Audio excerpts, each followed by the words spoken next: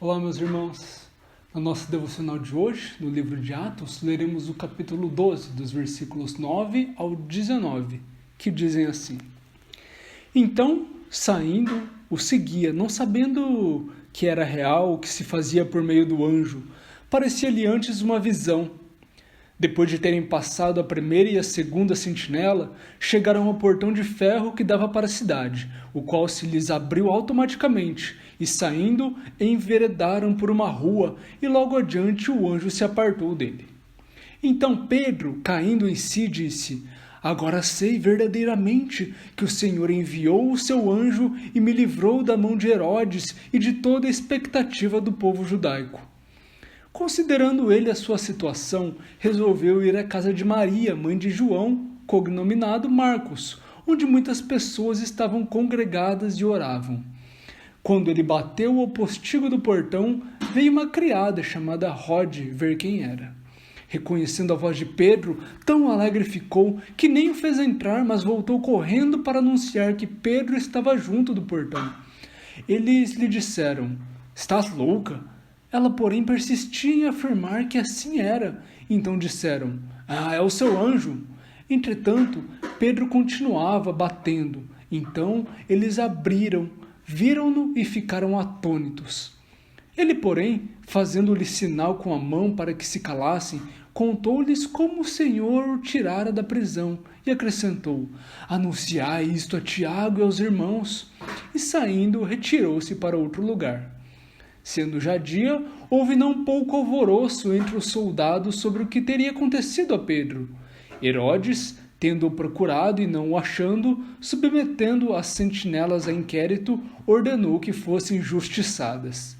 E descendo da Judéia para Cesareia, Herodes passou ali algum tempo.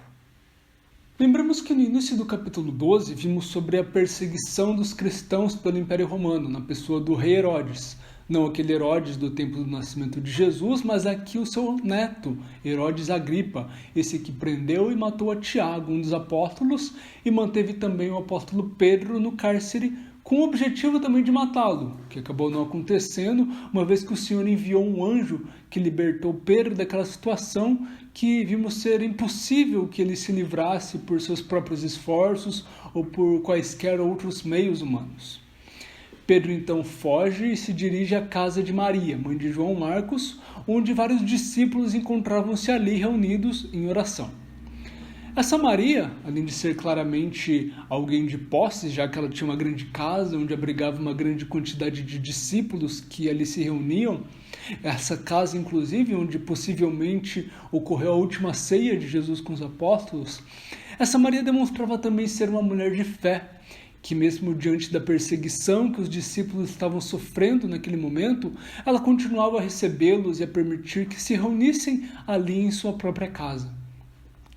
Então Pedro, chegando a essa casa, qual foi a reação dos discípulos? Em um primeiro momento ficaram assustados, duvidando ser de fato Pedro. A reação deles inclusive foi semelhante, parecida com a do próprio Pedro, que, como lemos aqui no início desse trecho, dizia que não sabia se o anjo e a fuga eram de fato reais ou se ele estava tendo somente uma visão. Isso não demonstra bem a incredulidade deles, já que eles estavam ali reunidos perseverando em oração, mas possivelmente eles não esperassem que Pedro pudesse escapar e aparecer dessa forma. E assim vemos que o Senhor vai além de suas orações, não para que eles fossem glorificados, mas para que Deus, Ele próprio, fosse glorificado nisso. E vemos isso logo em seguida, quando Pedro, conversando com os discípulos, diz para que esse milagre fosse anunciado por entre o povo de Deus, tanto para que o povo lembrasse de seu Deus, o Deus dos impossíveis, e que Ele fosse assim glorificado, mas ao mesmo tempo levando também conforto, em especial considerando o momento pelo qual eles passavam, pela morte do apóstolo Tiago.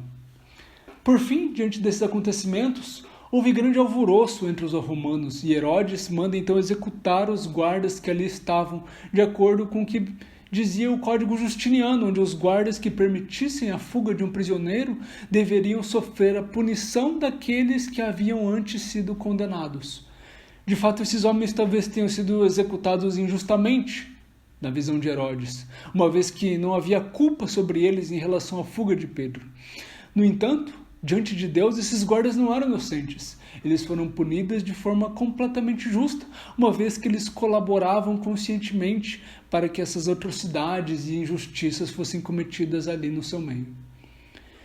Diante disso, meus irmãos, que possamos permanecer sempre firmes em oração, assim como aquele povo fazia, confiantes, lembrados da soberania do nosso Senhor, que ao mesmo tempo permitiu que Pedro fosse livrado de uma situação que parecia ser impossível para a sua própria glória, mas também permitiu que Tiago sofresse e passasse pela morte, sendo martirizado em seu nome, também para a sua própria glória.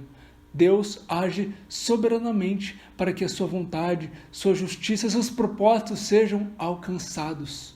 Por mais poderosos que sejam os inimigos, por mais impossíveis que pareçam as situações, Deus não está distante de nós. Ele permanece no controle de tudo. Perto está o Senhor, sua justiça será feita, bem como sua graça e sua misericórdia derramadas sobre os seus, cumprindo fielmente com as suas promessas e com os seus propósitos. Amém.